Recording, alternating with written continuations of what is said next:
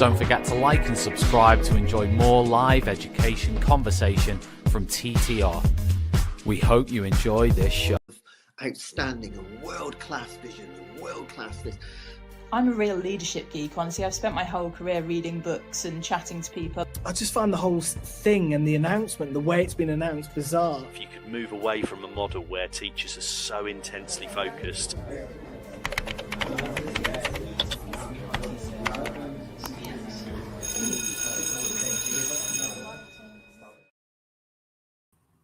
Good afternoon, everyone, and welcome back to the Sunday Lunch Show. It is good to see you all, metaphorically speaking. Of course, I can't see you because I'm looking straight into the camera, but it's been amazing. It's been far too long. My apologies for the absence, but we are back again for the Sunday Lunch Show with myself, Michael, right? And we have an amazing, very special guest with us, Katharine Kirk, who we will be discussing the topic of creating the perfect school.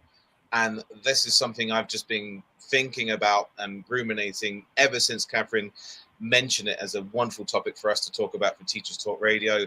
So be prepared for a fun, imaginative show where we basically carte blanche, all the creative ideas in the world, the perfect school, what would it be like? We'll also invite you, a wonderful audience, to please message in on Facebook, LinkedIn, YouTube, and X as well. So if you've got any other contributions that you want to give to what you think your perfect school would be, do let us know. We also want to cover not only the perfect school, but we also want to cover, if you will, why we're discussing the perfect school and perhaps things that we want to see in our ideal school. Why aren't they existing in current education? So it'll be a little bit topical, but nonetheless it'll be a great debate to have with everyone, and hopefully you all join in and contribute as and when. Katharine, how are you doing? I'm good, thank you. lovely to have you on the show. In addition to that, we are also going to be talking about the Teachers Talk Connect show, which happened yesterday in Manchester in Friend's house. I, along with numerous other Teachers Talk Radio hosts and of course Teachers Talk Radio staff, were there. It was an amazing event. We were all buzzing. Tom Rogers, who obviously runs Teachers Talk Radio, absolutely adored it. He had a smile from ear to ear. He loved it. There was some engaging discussions, some wonderful CPD opportunities. The networking opportunities were abundant. I loved it. It was absolutely amazing. I'm still kind of reliving yesterday and just remembering how much I enjoyed everything. In addition to that, talking about that, also want to give a plug to an additional Sunday lunch show, which I have coming out in around about 6 or 7 p.m, depending on when I edit it. It's a vlog that I've created from yesterday, and I just talk with TTR staff, I talk with guest speakers, and it's just a little capture of the event of what happened yesterday. So do tune in at around about 6, or it should be 6 p.m, depending on when I finish it, but I've put all of the details on the socials. Right, before we begin, I just want to give a massive shout out to our show sponsors. Of course, the wonderful Hatchet Learning, who I saw, actually I've been mentioning Hatchet Learning ever since I've been doing this show. It's great to actually see people and say hello to them yesterday. So first of all, we want to give a massive shout out to Hatchet Learning. Of course, we are partners with them, and they are publishers of professional development books and resources that support great teaching and learning in schools around the world. Level up your professional development today and visit hatchetlearning.com to explore the full range of titles. And we also want to give a shout out to AQA, and they have amazing resources to help with assessment, expertise, to create resources, tools, training, and guidance that really do make a difference. I've been using AQA board all throughout my career, so I know they're really good. They are the UK's most chosen organization, so chances are that you already know about their work as well. If you want to find out more about what they do, head over to their website and you can find out lots more to do with them. Right, so Katharine, for today, we're going to be discussing the perfect school, and we're going to be breaking it down into sections. We're going to look at school design and culture. We're going to talk about curriculum, We're going to talk about the co-curriculum, the extracurricular, the activities that happen outside of the timetable. We're also going to be discussing assessment. So how do we hold accountable for the learning that's taking place? We'll also be looking about school standards and inspection. So really, from our point of view, we're discussing almost like a utopia in terms of what is expected. Quite a lot. So, Katharine, would you mind just telling us a little bit about your background and just kind of what prompted you to think of this question? So I am currently an occupational therapy first year student. I've also mum to 2 teenagers now, and I homeschooled them from when they never actually went to school until my youngest was 7. There was lots of reasons around it. There was I just wasn't a fan of the school system. I know how much I struggled at school, and it was really hard to try and justify putting my children into that system too. They did go to school in the end, just because of a life event that happened, and I wasn't able to homeschool them anymore. So they did go to school. They do like it, not every morning, but they do. They generally like school, so that was fine, and it's all good now. But from what I learned when we were thinking about homeschooling the kids was there's so many different ways to educate children, and just explored a lot of the different roads we could go down, and from that I just sort of feel like I've got a fire in my belly about this. So when I decided to actually do something with my life proper and go down this road of becoming an occupational therapist, that everything that I'm being taught now, I just relate it to how can I fit this in with the education system, and how can it be improved? So that's kind of where I'm coming from. Yeah. Well, that's fascinating. And we were kind of talking off camera about the aspect of you saying that, well, I'm not actually a teacher, and I'm even though I've come up with this, like I'm not sure, I'm not a teacher, so I don't kind of work in that system. So how does that work? And I reassured Katharine, and actually the reason why I say that this show is really particularly quite special is because you're giving your expertise not only from your training and your study, but you're also giving us a perspective as a parent. So look outside looking in, and it'll be great to kind of hear you discuss how you view things like curriculum, assessment, accountability, culture. It's fascinating to hear from your perspective, because a lot of teachers I speak to, we exist in our own bubble, so to speak, and we talk about it from an educator's perspective. But to see it from another perspective, I think it'd be amazing for us to hear that one. So no, it'd be great. It'd be amazing for you to discuss this from your view as a parent. So when you imagine your perfect school, then what images and feelings come to mind, Katharine, when you're thinking about the perfect school? So really, really, it's about taking the pressure off the students and the teachers. Like I see the pressure, and I felt the pressure as a student, of what student side is. But from listening to these podcasts, it sounds, and I know you're talking about specific issues, but it sounds like a boiling point where the teachers are stressed out.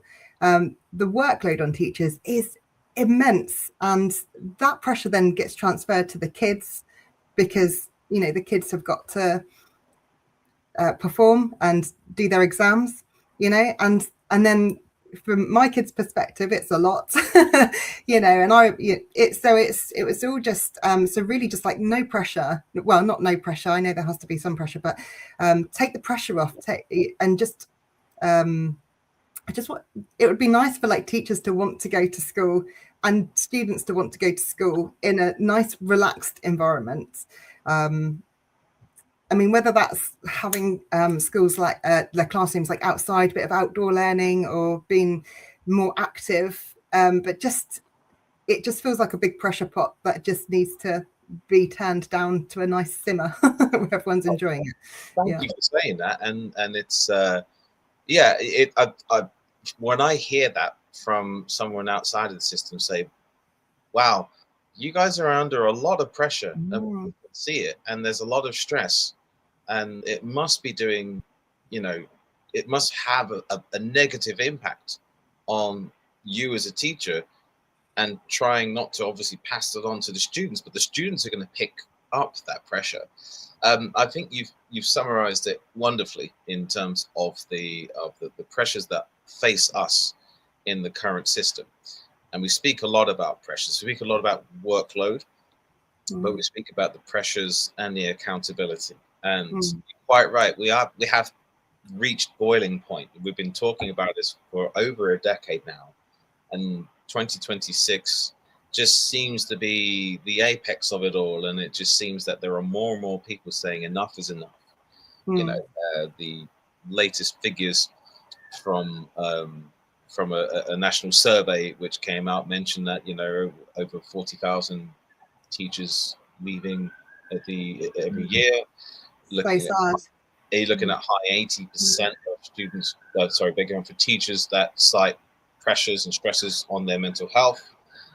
About 60% say, I don't know if I'm going to be in teaching for the next 5 years or so. And that's really sad to hear, because you think teachers, they say it's a calling, teachers don't go to university and learn to be a teacher not knowing what they're going into, because they got that passion to teach, and they really want to teach. But the outside pressures just seems to be, or the pressures from above, it just seems to be more and more and more. So it's so sad to hear that teachers are leaving the profession because of the pressures from above. And you had a discussion the other day about how you used to have like an hour-long lunch break, and it's like, where did that go? Where did that go? Why isn't it like, surely that doesn't help anyone not to have an hour's break. Christ, I need an hour's break from my kids sometimes, and there's only 2 of them. It's a lot to cope with. And just even having like an hour's lunch break for the teachers and for the kids as well, because you think they learn so much from each other, and social, and also they're like emotional intelligence and things like that, and resilience comes from playground. Why is that not more? Yeah, and I was talking with Amber yesterday, another TTR host, and in her perfect school, she mentioned having a clear, ring-fenced hour-long break, right? Just hour-long, nothing interrupted. The only caveat is that there'll be clubs to go to. So if you want to go play, but if you want to go to X club or Y club, you do that. But the idea is that you have an hour-long break, and then you regulate, you bring yourself down, and you go to lesson. It's also good for processing time as well. There's nothing worse than, I find it at uni, you're bombarded with lectures, and then you're on to the next. You've got 15 minutes and you're straight back into the next one. And it's like, whoa, what am I learning? Like, I'm not even taking it in now. So it doesn't do anyone any favors. If you had like an hour-long break, then at least there would be that processing time, so they can take it in and have that switch off time, so they're mentally prepared for the next lesson ahead. If adults are struggling with that, imagine what young minds are doing. I was also talking with another colleague about the profession. There can be so much disparity between what people entering profession thinking is and what it is. And even when you're in the profession, there are so many disparities between what one really feels in their bones in terms of their practice and their study of what their pedagogy should be, or what their education ideal should be, compared with others, which almost chalk and cheese, which come from a completely different perspective.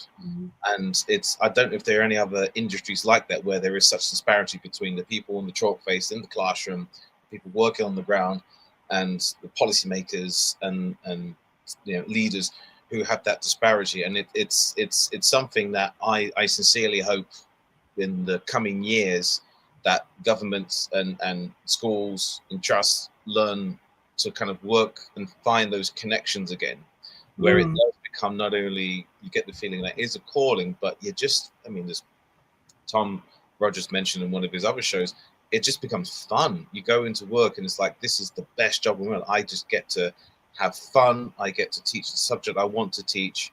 And, learning and teaching is inherently fun. So it's just about finding that again, really, isn't it? Yeah. So in terms of real or fiction, what schools come to mind that kind of inspire your vision of the perfect school?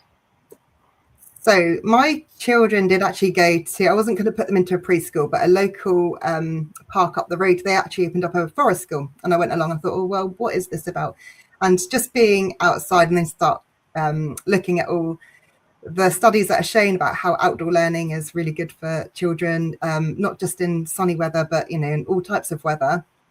Not if it's dangerous, obviously, but in high winds and that. But just the outdoor learning was a massive factor, actually. And yeah, like I say, the more I looked into it and the more I studied, the more evidence shows that children are able to regulate themselves a lot better when they're outside. It's just I know not all kids like being outside. I wouldn't have like a completely outdoor school, but it, you know, there would be the classrooms too, but they would have more outdoor space. And even if you've got schools that have just got concrete playgrounds and things like that, there's definitely room to put bedding plants and, you know, put the greenery in, and even having greenery inside the school, like having plants in a room. There's studies been done on that to say that having plants in the room it has got calming effects on the atmosphere, you know. So it's just like those little changes that actually wouldn't take that much and wouldn't cost that much to have some plants in a room, you know. So connecting, so for yours it's connecting with nature, and it's letting nature be the teacher and letting the environment kind of teach the students how to be, but also being in a natural habitat, a natural environment, being outdoors helps a lot for regularity, for regulation, and all kinds of things. So I guess that in terms of where your school would be set, I'm guessing it would be somewhere rural or somewhere where you are surrounded by forests or by, you know, by beach, coastal walks, or forest would be the dream or by the beach would be the dream, but obviously that's not gonna happen in all schools. So I get the inner city schools would struggle with that, and, you know, we'd have to think of ways around things like that. But yeah, like definitely to have some wooded kind of areas where they can run in amongst the trees and be with nature. Yeah.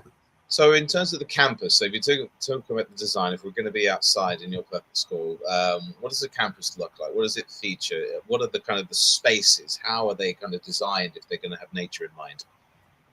So gosh, well, what would you have? What's your sort of vision on that? Okay, so if I'm going with your kind of outdoor vision, I would build something. Ideally, I'd build something within a forest. So you would kind of build an enclave and you would have it all protected, and the actual building itself is built within the forest, and you would utilize what the hobbit houses. Yeah, utilize what you have in there. So you would forage a path, you would create these spaces. Electricity would be somewhat of an issue. But this is the thing in terms of a perfect wind turbines. Yeah. Exactly. So therefore, you go, no, you bring your notepad, you bring a pencil, and if you need to, you've got a generator. If you need to have this one, but you bring a notepad, you bring a pencil. You literally bring the things in. So the teachers, depending on where they're teaching, will bring the resources. They'll bring the resources in there, and they'll make sure that they would be economic. Eco-friendly, beg your pardon, in terms of not destroying the nature. Being near a beach, my school, where we are situated, we are near 7 or 8 beaches with an hour's drive. So the closest one is literally a mile down the road. So that is also a massive bonus as well. And I would say in terms of the environment, getting in there is perfect, but then obviously finding routes out as well to the beach and to other coastal walks, which was great. So I'd literally build the school within the forest. So then you are surrounded by nature, but you'd also enclose it with things to keep us warm. You're protected, and because in the winter months, it's going to be a bit difficult. In which case, I'll probably have another campus, but that will be inside somewhere close by. There would be the indoors and the outdoor spaces for sure. Absolutely. Uniform. How would that be? Would you have uniform? Would you not have uniform? Would you have colors? Would you have some kind of How do you do it? So there was a podcast the other day that I listened to, absolutely brilliant, and actually threw up some opinions that I'd not even thought about. I just always thought when it was non-school uniform day, everyone was really excited about it. But actually from the podcast a few weeks ago, actually some people don't like non-school uniform days. And so that was some really interesting thoughts on that. I really enjoyed that one. But I would have a uniform because I do understand why it's important to have a uniform, but it would be a logoed t-shirt, and it would be just tracksuit bottoms or leggings or anything that anyone felt comfortable in, and a hoodie or a sweatshirt, again, one that was, or maybe even a fleece or something, but they would choose the type of t-shirt and the type of bottoms and the type of tops that they would wear, because I think people with like ADHD and autism, the sensory issues that they have, and let's face it, like more and more kids, I mean, there's quite a lot that already have been diagnosed, but there's so many that are on the waiting list to be diagnosed. So if we're sort of thinking about them sort of terms, then yeah, I think like to choose their own uniform would be fine, but it would be like they'd all be the same color and it would be logoed. So the uniform would be there, but it would be their choice. Yeah, in my first was exactly that. Our uniform was a black t-shirt or a hoodie with the school logo, and then you'd have black tracksuit bottoms or whatever you have, as long as it's black, and black trainers shoes. Yeah. Perfect. Keep it simple. And then one guy from the podcast was saying, like, you spend quite a lot of time just going, where's your tie, where's your blazer? And yeah, that's another pressure for teachers have to deal with. That's another thing they have to deal with. Where if it's more relaxed then, and everyone's comfortable, then they're going to learn better, because again, studies have shown that if kids are comfortable, and teachers too, this is for teachers too, then they learn better. Their attention's more focused on the learning rather than thinking, oh, this shirt's a bit tight, or so it's I think how you feel is really important when you go into a school. Yeah, and you're quite right. You eliminate that for neurodivergent students and students with autism.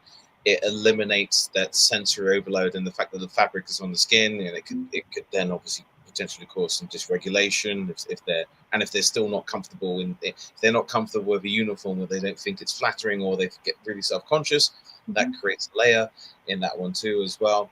I mean, I must admit, in terms of teacher uniform, I love suited and booted. I love to kind of wear the suit, so to speak, but is that because you feel like you're ready for work and you're like teacher mode, and that helps you sort of go into teacher mode? No, because I just love suits. I just love the way literally from a fashion perspective, if it's a really good suit, I can just love the way that I like the way that they look from that perspective.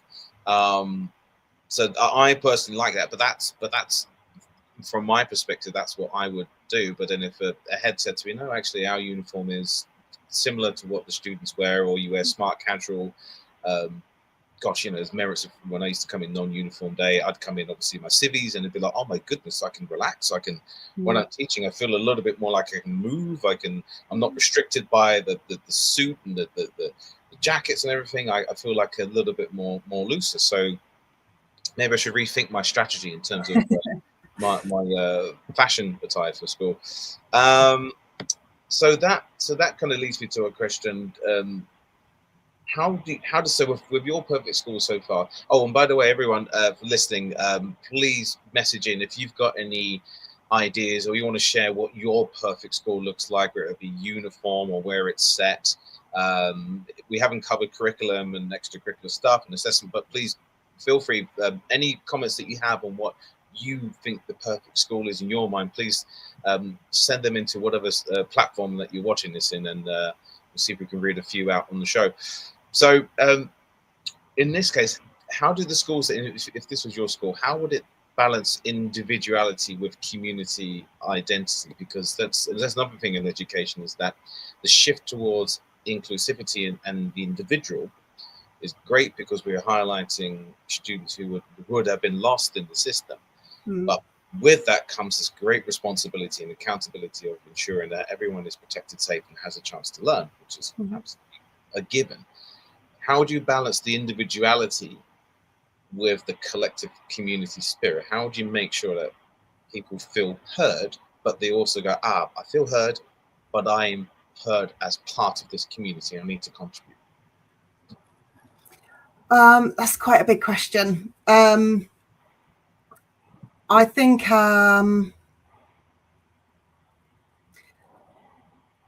integrating people with ADHD, Down syndrome, we have some Down syndrome children in mainstream schools and stuff, so everybody needs to be catered for. I think it teaches children empathy and understanding, and more understanding if the more exposed they are to people with different needs, learning difficulties and things like that.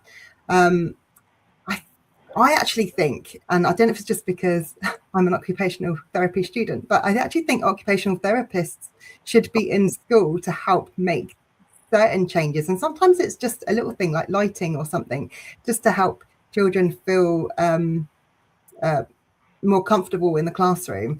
But just actually looking outside, and it's not just on the teachers or the head teachers to do everything, but actually looking outside and like, well, actually what does work, and what can we do? But getting outside help, like occupational therapists and other communities. But also I mean, in my ideal school, I would have the local community come into the school. Like, I'd bring back dinner ladies, that's what I'd bring back, to give the teachers a break, but include the community to, like a retired carpenter might want to come in and do some maintenance with the kids, so they're actually doing like real life jobs in the schools. I'd have them working in the kitchens as well, which I know it sounds a bit like like an old school sort of, the kids just scrubbing the pots and pans in the kitchen, but I think like to help build up life skills for children, I think having them working in the kitchens, and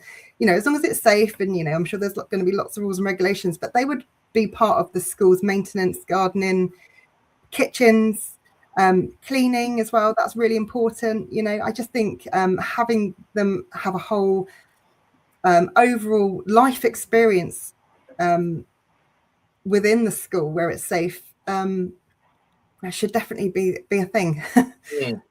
What is it? It's I've got ADHD and dyslexia, so I had a point and I was like, I want to say it, and then as soon as I get ready to say it, it's like I was going to say that reminds me a lot of, I was reading up about social constructivism as part of my master's degree, and I was looking at essentially how to construct a learning environment, and if you had the choice in terms of how would you do it, and I read a lot about it, and I was really intrigued by it. And certainly when I ran my studies during lockdown, when I was looking at that from an online perspective, I felt there was a greater sense of community and collectiveness when the students constructed their lesson and their learning. I gave the tools and the perimeters, but they constructed how they did it, and they worked together. And I wonder if that kind of constructivist approach, which it seems, correct me if I'm wrong, what you're talking about, of working in the kitchen, cleaning the kitchen, helping with the gardening. So I wondered how that could have some merits of community buy-in with the school, the learning responsibilities, and also learning about boundaries, learning about resilience, learning about all the things that one needs as an adult. As well. So I think I kind of resonate with that vision quite strongly. I mean, like you said, we're not going to say, right, you're going to go clean this, that needs painting, or there's not child labour, we're talking life experience. And actually maybe the teachers would become sort of more like learning facilitators then, in that respect, like with the children actually telling you how they want to do a project, or if they want to study for an exam, so if the teachers became like learning facilitators and enabled children how to learn, or encouraged them or worked with them in how to learn, and people with ADHD, I know I keep bouncing back to that, but there's we can probably go on to like how people get tested, because I mean, obviously, like everyone just learning for exams is really hard and grueling on teachers and students alone, and I think personally I would have been better assessed on doing projects or coursework over a period of time, yeah, so many different ways to be assessed. It doesn't have to be so rigid. But yeah, so if children really liked exams, then yeah, sure, put a test together and do that. But also with people that aren't very good at exams and really struggle under the pressure and find that too much, then yeah, get a project on the go, or portfolio or something, or just even like being assessed like on a physical job. Yeah. Oh, thank you. You reminded me what I was going to say now. So the idea of when you mentioned about occupational therapists in your perfect school situation should be there anyway. And that's what it was. I envisioned that in my perfect school, that the occupational therapist would be responsible for making sure the environment is conducive to learning for everyone, but it wouldn't be on the onus on the teacher to go, right, I've said this, now you need to action it. In my perfect school, we'd have clearly defined roles. There'd be the teacher role, and their job is just to teach. Their job is to plan, teach, mark. That's it. Then you would have the occupational therapist role. Their job is to ensure that the learning environment is sufficient enough for everyone. They would, and so forth. So there'd be really clearly defined roles, so that teachers and educators won't, get absolutely, brain melt by having to do all these things.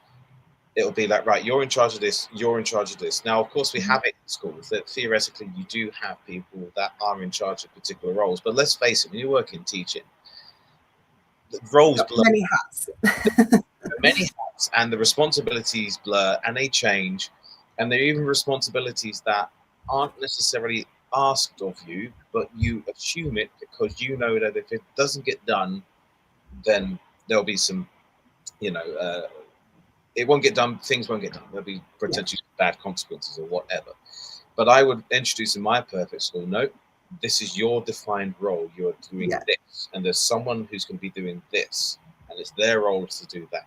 And then at some point you get together and you discuss and you chat and you kind of work out a few things, but there isn't necessarily a finger pointing on, well, you didn't do this, and well, you're the teacher, so you've got to do that. I sent you an email a week ago, you need to do this. There's a clearly defined role of, I'm the teacher, you're the occupational therapist, you're this, and we all understand our roles. So that means that there are clearer boundaries set, and that means that we can go about what we do in schools knowing we've got a clear role, and I don't have to think about 1,000,001 things in my inbox, or something is in there.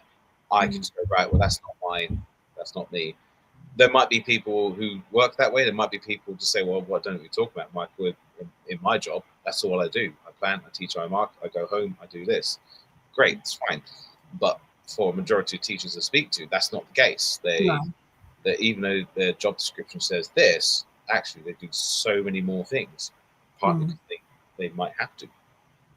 Because they have to, but also because they're so passionate about it too. It's like they want to, you guys want to do these things. You want to do the extracurricular activities with the kids, or, I know a geography teacher, and she does the DV as well, because she loves it. But it's a lot for her, and she's got kids herself, so it's trying to get that balance. And I think that's as well, because teachers do take on a lot because they love the job.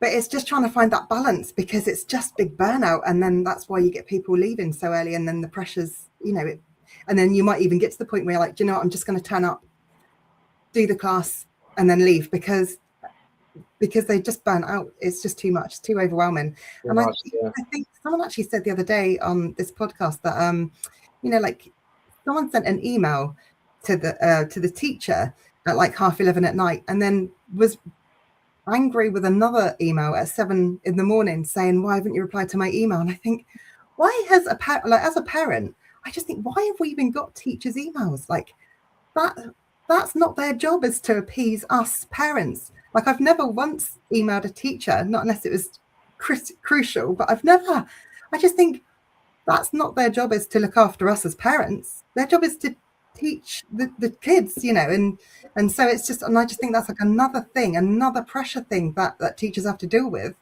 and I don't understand it, because that's not the teacher's job. It's well, thank you for sharing that. As someone mentioned, they see teaching as the fourth emergency service. But they said it they didn't say it in a way of like it's the fourth emergency service, but they said it as a duty of who we serve, what we do in the community. And I think that highlights that, you know, we are an emergency service in many cases, and the parents sometimes need teachers to clarify things, but that adds another additional layer of responsibility and accountability and pressure to not only deal with the situation at hand, and then you've got to deal with the colleagues dealing with the situation at hand, and then you've got the parent who throws their hat in, and then the person in the middle is the teacher, and then they're like, right, well, where am I going to turn to? Where am I going to look at? And I think in my perfect school, you're quite right. You wouldn't shut the door. You wouldn't say, right, no, sorry, you're not going to email me. Absolutely. But I would say in terms of and we'll get onto the accountability later on, in terms of my perfect school, there's a clear accountability and there's a boundary line in terms of what we do, but etiquette and respect. And there's a certain amount of, like, you know, encouraging, look, you know, if you've got an urgent matter, please email during working hours and get a response if you can during working hours. And, you know, if you email at 11:30 at night and by 7 a.m.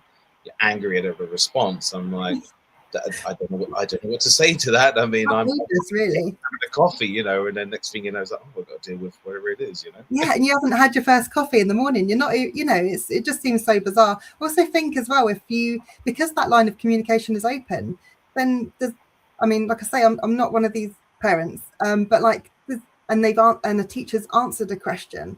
Does that like open up so you can answer more questions? And suddenly, like, you're just having all these conversations. Oh, I just emailed the teacher like on a whim, and it's like, no, that's not their job. Yeah. Before we begin on to the next part of the discussion about curriculum, extracurriculum, and assessment and whatnot, I just want to say hello for people who join us halfway through, and also hello to our listeners on Podbean who are listening to this later on. This is a discussion with Katharine Kirk on creating the perfect school. We're just talking about culture. We're just talking about where our perfect schools would be, or Katharine was in her case. We've got some really interesting discussions happening later on in the show. Before we go on to that next session, I just wanted to give a massive shout out again to Hachette Learning, which is brought to you in partnership with them. They've been with us for a very, very long time. They are publishers of professional development books and resources that support great teaching and learning in schools around the world. Make sure you level up your professional development today and visit hatchettelearning.com to explore the full range of titles. In addition to that, we also have AQA, who we've also had a long-standing relationship with. They provide assessment tools and resources that really help make a difference to us as teachers. They're the UK's most chosen assessment organisation. So chances are we already worked with them. I've worked with AQA for quite a long time in my teaching career. So head over to the AQA website to see what they can do for you in terms of teaching resources. So let's talk about the curriculum and the learning then. What subjects would be mandatory in your perfect school, and why would they be mandatory? Which ones are like, nope, the core of my school and what they're learning is absolutely going to be this? What would you choose? So I would choose maths, English, and sciences. I would do that, and English, literature, and those subjects. I do understand and really see the benefits of having those as a core core learning. And actually, when I applied for uni, they because I didn't leave school very good grades, I had to redo my GCSEs 2 years ago. So it was just maths, English, and biology. So real basic GCSE level. And that was tough, not going to lie. I struggled with the maths. I'm not a mathematician. But you know, I do understand it, and I'm glad I did it, and it was brilliant, actually. It's a really good starting foundation. So I do agree that maths, English, and sciences are important. I would, maybe it's because I'm quite a creative person, but all the creative ones, all the like poetry, drama, art, obviously, and just anything that's to do with like problem solving and things like that really appeal. So when I homeschooled, I actually run a little group for our local like home ed group, and how we did it was we sort of in the first lesson, we like made a passport for the kids, and then we would like travel to a country. There was one of our families was from Thailand, so we flew to Thailand first, and we had a look at their country. We looked at the geography of the country. We looked at the history, traditions, culture, religion. It was just a really great way. We looked on a map and we adapted it so the younger kids would. We would do things for their level. So the older kids would actually like start learning some Thai phrases and things like that. It was just all touching on these sort of things. It wasn't like a full pelt curriculum. It was just a once a week group that we set up for the kids. We actually learned how to cook something in Thai as well. So that was really fun. And then the next week we had a Spanish family. And so we went to Spain, and then we learned about their geography and history and culture and things like that. So it really engaged the kids, and it really gave them like a real world overview of all the subjects, I guess, but in a fun way that sort of felt meaningful. So the core would be, so you'd have the core as it exists now in UK education: English, maths, and the sciences. So if I'm imagining this, you've almost got the level one, you've got the core in the middle. Then you've got the outer layer, which would be the creative. So you look at kind of the fundamental subjects, and then you've got the creative subjects. So you're talking about life skills, so things that creative subjects, not for the sake of, am I right in saying, but almost creative subjects for problem solving and for expanding one's vision. So, travel, or you mentioned some of the arts. So that would be kind of the next level. Would there be another level in your curriculum, so like a third level, which kind of ties into that one? And if so, what would you choose to have in your curriculum for that? I don't know. What would you have? Well, I would. So I'm going to be, as a music teacher, as much as it pains me for music and the arts not to be in the core, I completely get it. We need the foundational aspects to kind of comprehend what we do. I agree with you that in the second layer there should be the creative aspect, but it should be the creative aspect which is going to be used for problem solving, character building, seeing the greater world, if you will, just kind of developing a greater idea in that one.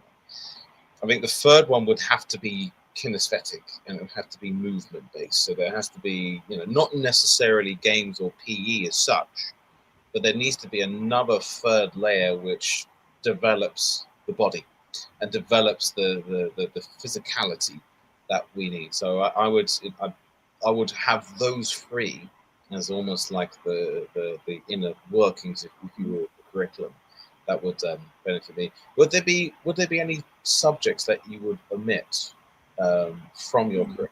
And if so, schools they've got quite a lot of schools. They even do geology in my daughter's school, and it's like, oh, okay.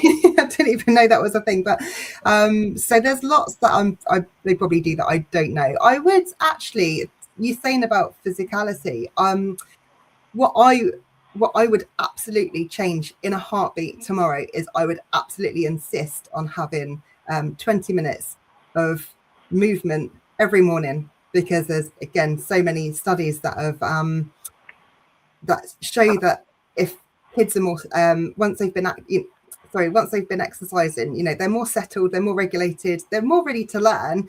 Teachers as well as kids, so that would be fundamentally the thing that I would change in a heartbeat. But also that runs along with the 10-year NHS plan, where prevention's better than cure. And we all know the health benefits of, going for a 20-minute run once or twice a week, or, some stretching, or like yoga even, or, you can make it kid-friendly depending on secondary or primary schools, ideally, the dream would be for that to filter through to further education, and then in the workplace too. Like, we can all benefit from doing 20 minutes every day of some sort of exercise in the morning. So movement would be an absolute must-have. And I suppose, going back to the classroom setting, I wouldn't necessarily have kids sat at desks the whole time. I would have the standing desks, then the rubber bands you can put around the legs, for them to fidget, and like the fidget seat, like air bubble things that they can sit on. So it wouldn't necessarily be sat in a classroom paying attention to the teacher. They would be moving especially kids with ADHD, I suppose, need to have that movement to help regulate their bodies. So yeah, movement would definitely be the thing. Movement, but not too much of a distraction. So fidget. I mean, I personally think fidget toys, the research behind them isn't really necessarily conducive to helping. No. But the idea of Yeah. an object, something which I always use, something that I can use to regulate myself, 100%. So a discrete, something which isn't going to distract from the learning of others. I absolutely agree with that one. I think building in those 20 minutes.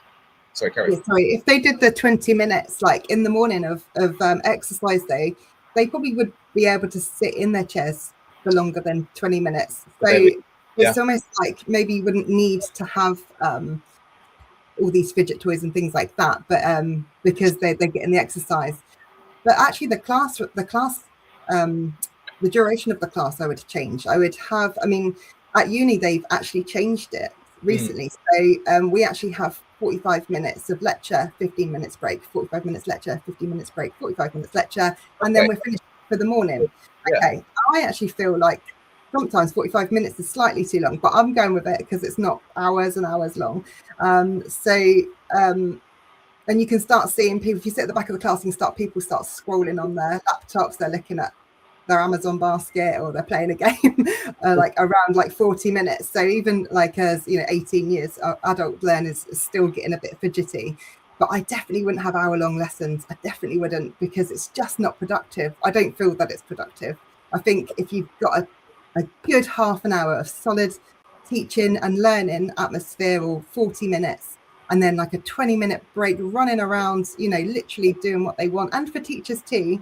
And this might give teachers a bit of time in between lessons to prepare for the next lesson, or they might just want to go and get a coffee. I think you'd see reduced toilet breaks happening, and a lot more settled and more constructive, more concise learning and teaching. Yeah. Oh, I absolutely favour that. Smaller chunks, not more of them, but smaller chunks. It reminds me of a school I worked at where they decided to do something for the arts curriculum, where from 2 p.m. until the school's end, so we ended quite late, about 5 or 4:45. They had this idea of actually having an almost 3-hour lesson with the same teacher. So you'd go from 2 o'clock to 5, you would have that class. It's like, right, so for almost 3 hours, I've got that. Yeah. Wow, okay. Well, you could do this and this and this and this. Like, right, okay, so 3 hours, same person, same class. Or you can build in movement breaks. Well, yeah, of course. I mean, that's a given, but 3 hours. Even in my undergrads, when I did those, we had some heavy lectures, but they were about an hour and a half. And by 45, my head's gone anyway. But even that was stretching it. So for 3 hours, too much. Thankfully, it made more sense and went back to a bit more of a structured hour-long lesson. But yeah, I agree with that as well. I mean, in my perfect school, we would have shorter lessons, but we would have kind of more of them spread out in the day, but we'd have more movement. So it gives a chance for the brain for all the information to disseminate and for us to learn. It gives a chance for teachers to go in and have that break. Say, right, I've been concentrating for this long, 45 minutes. Now I'm just going to go in, have 5 minutes, breathe, whatever it is, come back in and do something different on that one. In terms of... sorry, I was just going to say that even if the day had to be longer, so say kids went in, I mean, the secondary school my kids go to is from like 8:30 till 3. So even if it was like 8:30 till 4, but you had all these breaks in between, so you had an hour-long lunch break and you had these 15-minute breaks. So even if last hour was like, I don't know, homework club, I wouldn't actually do homework anymore, by the way, because my kids come home just going, I've been at school all day and now you're telling me I have to do some more work. It's so frustrating as a parent, and because they have to do it and you're kind of making them do it and you're like, this isn't even my rule, I don't even agree with homework, and so I'm sure loads of teachers now are probably just like, they have to do it at home, but and I know that it consolidates some of the learning that's happening in the classroom, but just for parents and students, I think homework is a ball ache. So if anything, maybe finish at 4 o'clock and and have that as a homework club if you wanted them to do extra, or if they needed to polish up on any of the lesson, any subjects, if they were falling behind maybe on one, they could sort of like. I agree. I wouldn't necessarily get rid of homework, because I think that the students still need to embed, and they still need to put to test of what they've learned, and they still need to kind of go. They can't just completely switch off and then go back in the next day, because I've been in school situations where they've had no homework. You've taught the lesson, and the next week it's like, right, shall we carry what we did last week? They've completely forgotten, and they're like, we don't know, we can't remember. And it's like, okay, right, we're gonna have to start that one again. It takes a little longer, but having homework, let's not call it homework, having a reflection time, or a time where you can journal, where students going, right, today I learned about this, and I learned about this, and this was really interesting. And then if they have a reflection time, they can then go forth and do some extracurricular clubs, which I was going to ask you about. What would you have? That sounds good. So they could even be like 3 things that they learned in that lesson. Journaling. Or they enjoyed in that lesson, or that they didn't like in that lesson. So yeah, good reflection. Yeah, okay, I'll take reflection over homework. Yeah. And then that way the teacher can read it, and they wouldn't mark it, but they would just read it and go, oh, this is where so-and-so is at. Oh, okay. Oh, they're not quite enjoying this one. Okay. So then it will be used in its proper means of going, right, well, I've noticed you read your journal. You're struggling a little bit with this subject now. Is there anything I can do to help? And then you would read the journal, and then they will journal, say, after chat with Mr. Wright, we worked out this plan, and actually I feel a little bit more easier. And therefore, you could use a teacher could then go, right, well, they weren't happy here, but they're now happy here. Great. That shows progression in this one. And actually that might be a good way of, instead of testing the kids like with exams, then actually maybe that's a good way. You're hearing from them what they're enjoying about the class. I suppose it's just feedback, isn't it? You're getting from them as well. So they're consolidating their learning, they're doing the reflection time, and you also, it's a really good opportunity to see where the kids are. So yeah, okay, we keep that in. Yeah, I mean, and even in the reflection time, there could be embedded, maths equations, or there could be the musical staff, and it'd be like, compose a 4-bar melody based upon what we're learning. So there's almost like little short bits of information that they can do, that you're not necessarily going, oh, I've got to spend 2 or 3 hours tonight doing this homework and this homework. It's almost like, oh yeah, I had fun doing that. Well, I'm just going to test my knowledge by doing this. That for me would be the ideal, and you build that in at the. So when the curriculum lessons are finished, you have that reflection period, that reflection time. So the day is longer, but actually during that reflection time, it gives students a chance just to kind of go in, they can decompress, and then they go home. It's like, right, now I've done everything I need to, I've reflected, I can park that, I can go into the next day.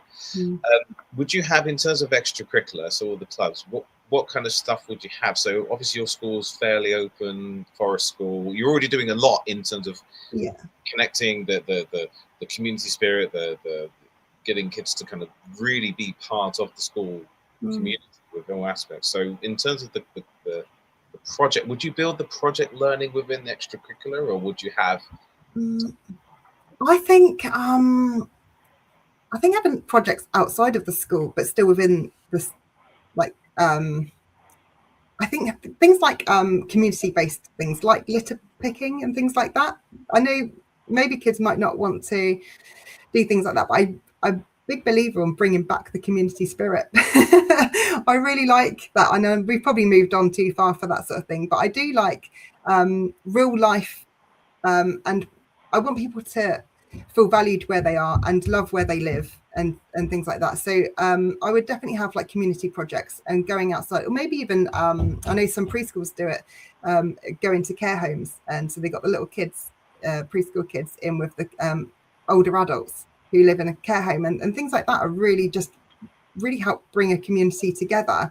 I would definitely have some community-based projects. In terms of actual like after school clubs, as it were, I think it would just be up to the kids. Like if all the kids were into, like, I don't know, Pokemon, that was a thing, wasn't it? So like Pokemon club, and but it would have, I wouldn't want it to be like necessarily educational, My daughter goes to guides, and she's still there. She's been through like rainbows, brownies, and guides, and she just loves it because it's not like school. You just turn up and they just make things, and they just have like a nice time. My son went to Scouts, and he's like, oh, they just teach. It's just like being at school again. They just teaching me stuff all the time. He doesn't want to be taught in an after-school club. He wants to go and socialize in a community, in a community, not necessarily with the school kids.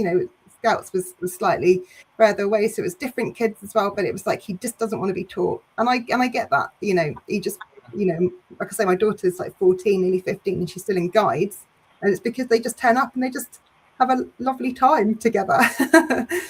Yeah, and she's learning stuff while she's there, obviously, but she's not being taught stuff, if you know what I mean. It's fascinating because I've known of schools where they have that, so they have these wonderful clubs. There's Pokemon club, chess club, coding club.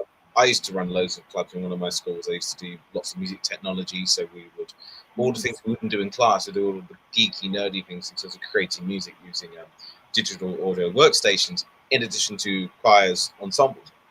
But I ran 6 of them in as well as coaching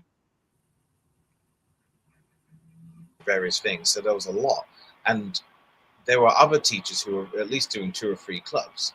And I just wondered, in terms of that one, that's amazing to hear that. But there are some schools where everyone has to run a club, and that's a lot. It's almost like the extracurricular provision becomes in and itself a separate entity where they go, well, you just come here and have fun. But like you said, there's some clubs where there's still an educational element where you're learning something. And I wondered in terms of my perfect school, where you would absolutely have a provision to learn things outside of a normal educational curriculum, but it wouldn't be as intense. It might be on a system whereby this week you do this, and then this week you do this. You live at one club to one teacher. So like if you had one club, you have to run one, but you have to run one, nothing more, and it would be on a system. Therefore, the onus wouldn't be on the teachers to every week run something. They would have maybe.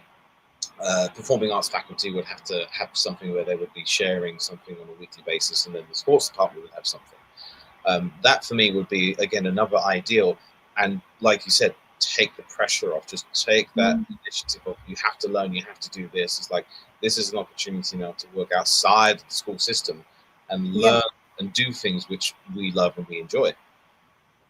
But wouldn't it be good if like every day was like that? Like all the teachers had their specialities, and then they just taught that. So actually, maybe in this ideal school, maybe age groups, so maybe just like in the infants, and then juniors would be separate. But like in the juniors, so you'd have like the 3 years. Was it year 3, 4, 5, and 6? So 4 years, and then so if their interest was music, then you would go to the music teacher, and then you would learn a lot of music stuff. You'd start your day with music. And you'd be doing all the fun, and you would have like you'd still incorporate maths and English and sciences. It would have to be taught somewhere else, but like the kids would actually be. How excited would you be if you turn up to school every day and go, we're going to do loads of music, even if it's the geeky stuff that you love? It's like how good. Let's mix it up. Let's have teachers teaching kids with their specialities. Yeah. Well, that I didn't quite know the logistics of that and quite how well it would work, but I mean, it would be. There are schools that do that. There are schools that do that really, really well, and it's great that they have those in. So it leads me to my final point before we kind of wrap up: assessment and the accountability. So having an inspection model, basically a separate entity. You're scrunching your face. I know a lot of people don't well talk about that, but having something to basically just oversee and go, right, we just want to go into school and we just want to see how it is all working. Maybe inspection is the wrong word. So in which case, in your perfect school, what would your level of accountability, what would it look like? How would you make sure that the schools are running and functioning in a way which is healthy and in a way which is, again, not adding copious amounts of pressure onto teachers in the system?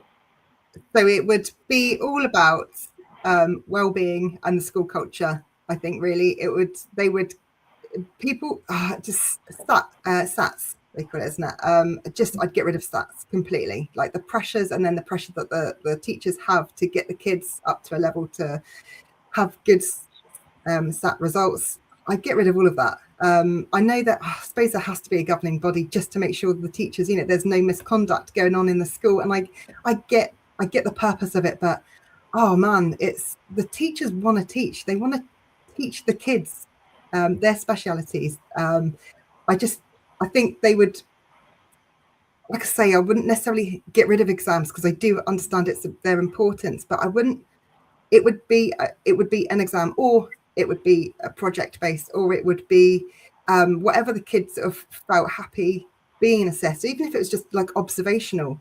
But it would be about their well-being, how supported they felt, how comfortable they feel in their own skin, and just generally the school's culture overall. Yeah.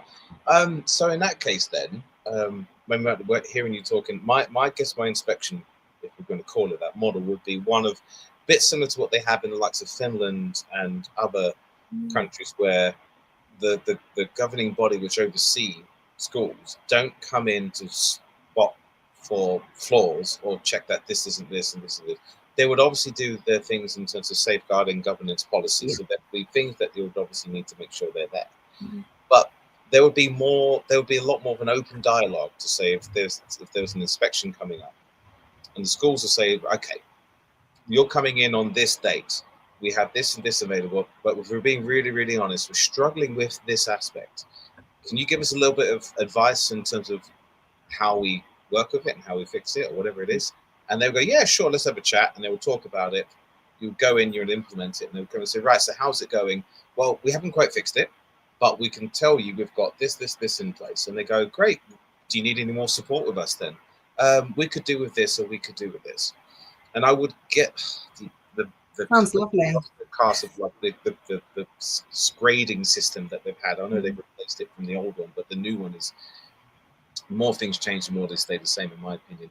I would have it where there wouldn't be a grade for a school. There wouldn't be and I know ISI do this with independent schools. There wouldn't be a grade. There would be an overall, more holistic approach to the school, and you describe the school in detail, but you would do so within what they write. You wouldn't say this school is graded this or is graded this. You say this school excels at this and they do this one. I wouldn't even put down, well, they need to work on this, they need to work on this. I would frame it in another way to say they do this amazingly well, and then this school does this amazingly well.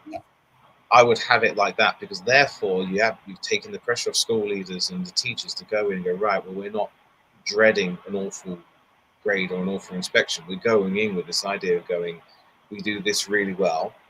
And then subtly, maybe if there is something that needs to improve, the inspectorate can go and say, look, we've noticed this. We're going to trust you do this. Keep us in the loop. Keep us in the dialogue. If you need anything from us, we can come to you anytime and we can help and support you. For me, that would be a much fairer system. And a lot more positive as well. Yeah. I mean, what a lovely culture to know that you've got the backup, rather than people ridiculing your, like, inspecting your every move and you're worried about slipping up. I mean, again, it's another pressure that teachers just don't need. It's pressure upon pressure upon pressure, and that it puts the trust on the people and the experts that know it. The people that work at school, the experts. We're trained. Like education, psychologists. And we are in Finland. I know we mentioned Finland quite a lot. Of people mention Finland. Interesting, when I talk to my family in Finland and I mention is that the world see Finnish as the wonderful model, and they've got different views, but maybe that's another topic in terms of the misconceptions of the Finnish system. But nonetheless, they have a system whereby it's not so pressurized, and you're not necessarily going into work thinking, right, what are they going to find? What are they going to do with this? What are they going to do with that? The trust is like the educators, the teachers are highly regarded. They are respected. They are pillars of the community and society. They are treated like you are. And quite rightly, You have spent time in your career learning to do this. Like I would trust anyone in the healthcare profession, because the doctors, like, you have spent all this time learning to be a doctor, I will absolutely trust you because you've opened bodies up and you've figured out how it all works. I don't know. I mean, I function as a human being, but I have no idea what's going on in here. All I know is that I'm breathing and I'm alive, so that's a good thing. And I would have a similar system where it's like, you know what? Again, this goes back to my earlier point of accountability. I was just thinking this, what you were saying at the beginning of just how you would have the experts doing their expertise in each department. Yeah, and you know what? And also as well, in my perfect school, I don't know if you're the same here, Katharine, but in my perfect school, not every day and not every week is going to be perfect. There are going to be students, whether they're neurodiverse or not, they're going to have ebbs and flows. They're going to have bad days. They're going to have bad weeks. They're going to have moments where it isn't going well. But this is where schools continue to do this today. They do help them. They're like, okay, it's fine. We will work with you. But just getting used to the idea of, well, they're failing with this and we really expect them to be doing this. It's like, they're going through a crisis. Just back off for a minute. Let's just park aside. It's not real life, is it? Yeah, and but it's that's part of like learning how like to cope with real life situations and like living in the real world. So if something horrific has happened in a kid's life, then it's like, well, let's as a school be part of helping them through that situation. Yeah, absolutely. We're going to wrap up. Otherwise, we'll be here for hours and hours and hours. Katharine, thank you so much for coming on the show and talking to us about your ideals and your perfect schools. Thank you to our audience as well. If there's any other things in terms of the clips that we post on Teachers Talk Radio, if you have any thoughts or comments about this, please do share it with us. We would love to know. Creating the perfect school, what would you have in your perfect school? What would be the utopia, if you will, for what you do in the schools? We'll be back again in 2 weeks' time for the Sunday lunch show, so I look forward to hosting another guest for that one. And also later on, as a reminder, the Teachers Talk Connect vlog, which I'm currently editing, that should be available later on this evening, say around about 6 o'clock. So if you check the Teachers Talk Radio socials, I should be updating you on that one. So once again, thank you so much for tuning in. Thank you, Katharine, again for joining us. And I wish everyone a wonderful Sunday. And for our teacher colleagues, I wish you, I know Sundays are obviously the ones where we dread the most. So I hope Sunday isn't too bad for many of us. And I do wish you a good rest of the day and also a good start to next week. So, all right, take care, everyone. And I will see you soon. Outstanding, a world-class vision, a world-class this. I'm a real leadership geek, honestly. I've spent my whole career reading books and chatting to people. I just find the whole thing and the announcement, the way it's been announced, bizarre. If you could move away from a model where teachers are so intensely focused.